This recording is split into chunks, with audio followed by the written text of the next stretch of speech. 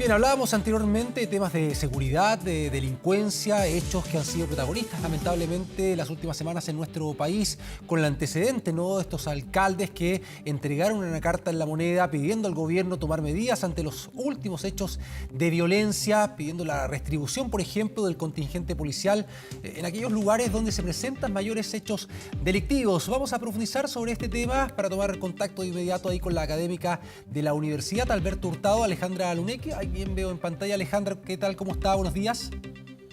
Muy bien, gracias por la invitación. Gracias por esta disposición para conversar de este tema, portonazos, delincuencia, tiroteos, balazos, lo último que ocurrió en Iquique, recordemos, con este secuestro y posterior asesinato de un comerciante de más de 60 años de edad. ¿Cuál es el escenario que estamos viviendo respecto a este tema en nuestro país?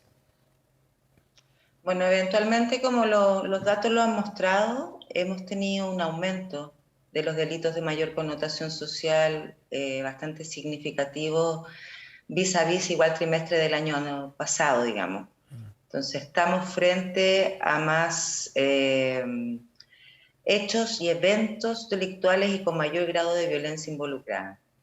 Eso es a nivel general. Y Esto se respecto... presenta tanto en los robos, en los homicidios, en los asaltos, etc. Exactamente, respecto a esos hechos de violencia, ¿no?, cada vez más crudos, lo que usted describía anteriormente, ¿eso se puede relacionar con el narcotráfico como así lo han establecido algunas autoridades? Se puede relacionar con el narcotráfico, pero todos los delitos, y no solamente los más graves, operan bajo ciertas condiciones situacionales. O sea, como las ocasiones, las situaciones específicas, también hay que ser analizadas. Entonces, uno podría tener la hipótesis de que todo esto corresponde a un aumento del narcotráfico y el aumento de armas de fuego, que sin duda las policías y el Ministerio Público han dado cifras que uno podría relacionarlo a eso. Pero a eso también hay que evaluarlo con mucho más detención. En el caso de los delitos y de la violencia criminal, lo que se hace es ir viendo los patrones delictuales. Y delito por delito, no es lo mismo el delito en la zona norte, en la zona urbana o en la zona rural. ¿Ya? Por tanto, hay que hacer precisiones en los diagnósticos, creo yo, para no creer que todo solo por el narcotráfico. Pueden haber otras variables también dando vueltas. Ya. ¿Y como cuáles, por ejemplo, para hacer esta distinción que usted señalaba con delitos que tienen características de acuerdo a las zonas, como usted describía anteriormente? En general, cuando uno analiza los delitos, y lo debiesen hacer las policías y también el Ministerio Público, el análisis criminal implica identificar características de las víctimas, identificar características del lugar donde ocurren, en los horarios que ocurren, y los modus operandi bajo los cuales ocurren, y las características de los infractores, de los victimarios. Con ese triángulo, tú puedes hacer un análisis más fino de, por ejemplo, cuáles son los patrones de operación de las bandas que están dedicadas y que terminan, no sé, porque aquellos eventos terminan en tráfico de droga y por tanto también en homicidio.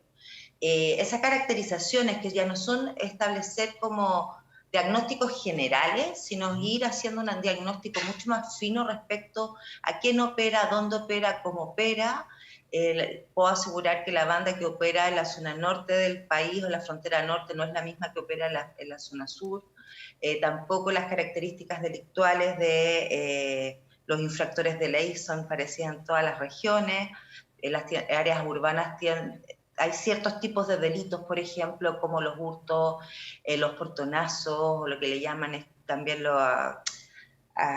no me acuerdo cómo se le llama coloquialmente los medios de comunicación, encerronas, ¿no? ¿Ya? Están siendo cometidos por jóvenes. Ese es un tipo de delito en el cual tiende a participar más población juvenil que en otros. Aún así, la población infractora de ley en este país es más bien adulta, no es tan juvenil. Solo menos del 10% son jóvenes, entonces, de quienes son infractores de ley. Entonces yo creo que también para hacer un buen análisis hay que empezar hoy día también a ser más vehemente con la comunicación de estos problemas y dando a entender un poco también cuáles son las medidas que son mejores para cada tipo de delito en cada parte y con qué tipo de sujetos. Claro. ¿Y cree que se está haciendo ese trabajo para esa distinción que usted señala, para el detalle más fino, para evitar Yo creo que finalmente lo que estamos aquí viviendo? Yo creo que aquí voy a coger un poco la preocupación de los alcaldes ¿Ya? Yo acogería muy bien esa preocupación, porque lo que ha pasado es que en el nivel global, en general las políticas que van orientadas como a disminuir esas situaciones de oportunidad de los delitos se desarrollan desde los municipios. Nosotros no hemos logrado tener una política descentralizada de seguridad local. Si bien cada vez más los gobiernos locales tienen más participación y se ha dado más facultad con la ley del año 2015-2016 que modificó la orgánica constitucional de municipios y existen consejos de seguridad pública en cada municipalidad, esa instancia, por ejemplo, que es de coordinación y de gestión local para hacer estos tipos de análisis, para dar respuestas que son de proximidad, porque los municipios pueden dar una respuesta mucho más próxima a estas problemáticas. Esa ley quedó como ley, se establecieron los consejos, pero no se les dio partida presupuestaria en 4 años. Entonces, eso implica que los municipios no tuvieron la capacidad de definir en qué gastar los recursos públicos que podrían haber venido mandatados desde el Ministerio del Interior. Entonces, cuando tú tienes una instancia que es pensada para la coordinación local, para que el alcalde hable con la policía con los vecinos, con lo que se llama la gestión o la gobernanza de la seguridad en el nivel local, la deja sin recursos, queda como un ente que se desarrolla sin política y programa específicos, ¿se entiende? Exacto. Pero a propósito de eso, de trabajo comunal, llevándolo al tema de la preocupación de los alcaldes de las distintas comunas, ¿puede haber una discriminación teniendo en cuenta la capacidad de presupuesto, ¿no? Muy distinto, muy disímil que manejan las comunas respecto a la presencia policial o de seguridad que tienen en sus calles? Sin duda. Sin duda, la policía tiene, o sea, siempre los gastos y los presupuestos han ido mucho más al control que a otras medidas, Gustavo. Entonces, desde ahí, y los municipios tienen instrumentos que no son solamente presupuestarios, también existen instrumentos de planificación urbana, tienen direcciones de seguridad, etcétera, pero aún así yo creo que el país está al debe de una política más descentralizada de seguridad, especialmente en el ámbito preventivo. Y en ese ámbito en preventivo, porque siempre lo hemos escuchado, ¿verdad? Cada cierto tiempo, cada ciertos años, cuando estos delitos son protagonistas durante días consecutivos y ahí nos alertamos y nos preocupamos y hay que decir, hay que estar atento y uno escucha a la autoridad y escucha también a los expertos señalar que hay que trabajar de manera preventiva. ¿Se trabaja de buena manera en ese ámbito? Sí, sí. Estoy teniendo un poquito de problemas de conexión de red en estos minutos. No hay problema, la escuchamos bien. Perfecto. Sí, deberían funcionar. La experiencia comparada afuera es muy clara en esto, ¿no?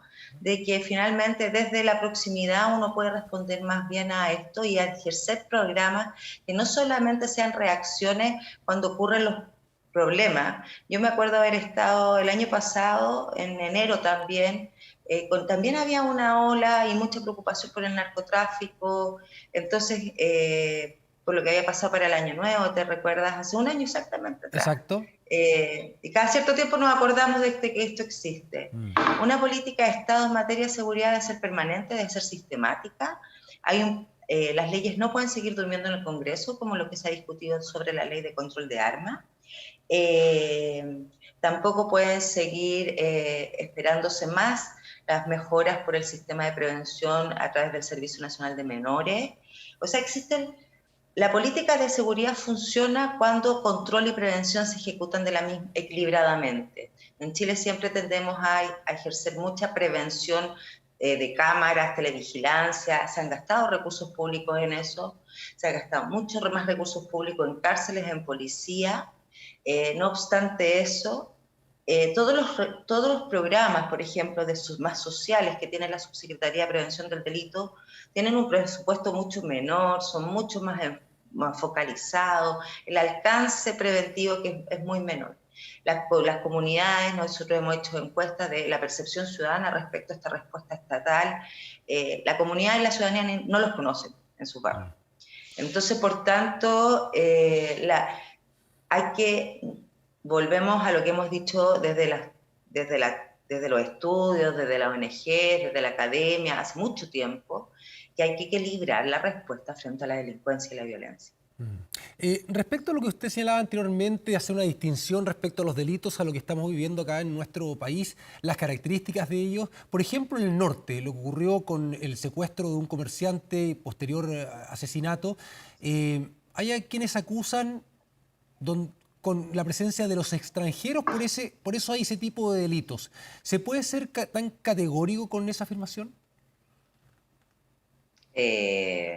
No. Ujú. No, porque la participación migrante en delitos, a ver, en términos generales la participación migrante en delitos es baja, es un 3% según los datos de la policía. No obstante eso, sí ha habido muy bajo en la cantidad, pero igual una variación positiva de involucramiento migrante en delincuencia. Dicho eso, igual es como el tema de la delincuencia juvenil, o sea, en el fondo aquí el problema es que se tiende a estigmatizar y a etiquetar. Nosotros Claro. creemos que todos los delitos son jóvenes, poblacionales, etcétera, y en realidad los adultos siguen siendo los principales infractores de ley. Se tiende a pensar que todos estos hechos de violencia son traídos desde el extranjero por los migrantes. En cambio, la participación migrante en el delito sigue siendo baja y muy baja en el fondo. Entonces quizás ese hecho puede ser, pero establecer eso como una tendencia, yo creo que esos son discursos que hay que tener mucho cuidado con establecerlo. Exacto. Y respecto también a los últimos índices, registros, estadísticas, algunos dicen que, por ejemplo, lo escuchábamos de parte del gobierno respecto a a que ha bajado, ¿no?, el porcentaje de delitos de alta connotación social. ¿Cómo asimilar esos datos? O sea, aferrarse a que se ha hecho un mejor trabajo cuando la sensación de la población respecto a la delincuencia, a la violencia, por los distintos hechos, es mayor.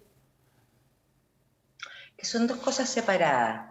A ver. Eh, sí, lo primero es decir que, claro, en el termómetro de los delitos de mayor connotación social han ido bajando.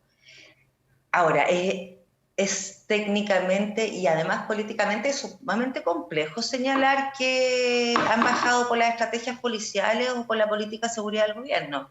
O sea, eso, antes de decirlo, hay que evaluarlo. No tenemos ningún antecedente que digamos que a más medidas duras, mayor disminución de la delincuencia. Eso no opera así, no se ha podido constatar en ninguna parte del mundo. Entonces, la verdad es que el gobierno sería bastante exitoso y sería un caso de estudio, de señalar que por las políticas aplicadas en 3 años por un gobierno, en realidad baja la delincuencia global sin aducir a otros factores. ¿Se entiende? En Sí. Estados Unidos, y estudios lo muestran a lo largo de los años, no hay estudios que puedan decir, estas medidas sí. Porque tenemos cero antecedente de información, de datos realmente sobre eso.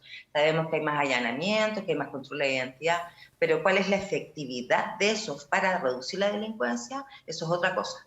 Y lo segundo es el tema de la percepción de inseguridad. Yo creo que aquí lo que falta, la percepción de inseguridad, el sentimiento de desprotección que tiene la ciudadanía, está explicado por muchas cosas, no solamente porque ocurran más delitos. También está, y esto también ha sido súper referado y analizado, tiene que ver con las condiciones en que se habita, tiene que ver con el acceso a servicios públicos, tiene que ver con la percepción de desorden en las calles. Eso sí influye sobre el temor a la delincuencia y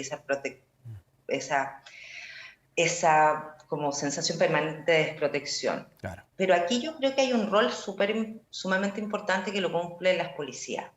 O sea, la principal demanda ciudadana es por poder tener mayor vigilancia policial en sus barrios, y eso no está.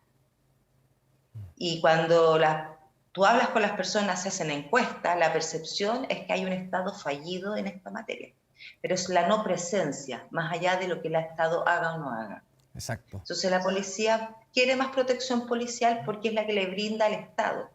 Entonces, esa no presencia policial y de resguardo, que puede también en algunas partes es suplida por las seguridades municipales, ¿no? Eso es lo que se pide desde la ciudadanía. Exacto. Bueno, interesante punto. Alejandra Luneque, académica de la Universidad Alberto Hurtado, le queremos agradecer esta disposición por este diálogo a esta hora de la mañana. Que tenga una buena jornada. Gracias a ti, Gustavo. Gracias por la invitación. Muchas gracias.